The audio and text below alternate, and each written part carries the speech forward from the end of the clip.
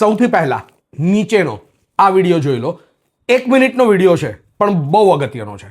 એકવાર શાંતિથી જુઓ અને પછી આપણે એને જવાબ આપીએ.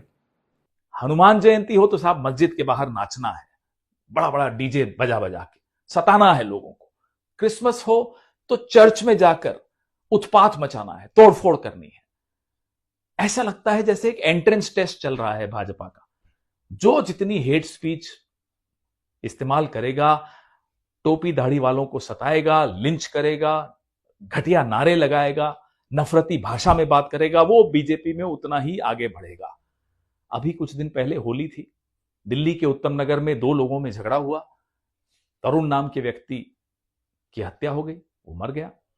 उसके बाद आरएसएस और बीजेपी ने इस पूरे वाकये को इतना उग्र कर दिया, इतना सांप्रदायिक कर दिया कि आज दिल्ली की सड़कों पर जुलूस निकालते हुए लोग दिखते हैं कि साहब खूनी ईद होगी, मुसलमानों का सफाया कर दिया जाएगा, और दिल्ली पुलिस चुपचाप मूक दर्शक बनकर बैठी है. भाई किस चीज का इंतजार कर रहे हो? 2020 जैसा माहौल चाहते हो? फिर से दंगे हो?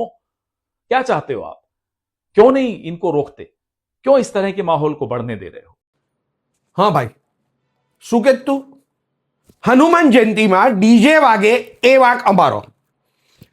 ક્રિસમસ સમયે ચર્ચમાં જઈને કંઈ પણ થતું હોય, ક્રિશ્ચનો આવીને તોફાન કરી લેતા હોય તો પણ વાંક અમારો. તરુણ જેનું ગળું કાપી નાખ્યું, કોણે કાપી નાખ્યું? તમારા લીલા પોપટે. કોણે? લીલો પોપટ. તું રાક્ષસ અને એ તારો લીલો પોપટમાં તારો જીવ છે અને એટલે તું આટલો ઉછાળા મારસ. દરેક જગ્યાએ વાંક અમારો, દરેક બાબતમાં વાંક અમારો. આ હિન્દુસ્તાનની અંદરમાં અમે હિન્દુત્વની વાત કરીએ તો તકલીફ, અમે સનાતનની વાત કરીએ તો તને પેટમાં દુખાવો ચાલુ થાય, અમે અમારા તહેવારોની વાત કરતા હોઈએ તો તમને બળતરા થવાની શરૂ થાય. તમને ખુશી મળે છે એમાં? કઈ વાતમાં ખુશી મળે તમને લોકોને? અમે જિંદગીભર તમારી નીચે દબાઈને રહીએ એટલે તમે ખુશ થાવ. શું માંડ્યું સાથે? તમે કોના ખોળે જઈને બેસી ગયા છો ને એ દુનિયાભરને ખબર પડી ગઈ છે હવે. અને એટલે જ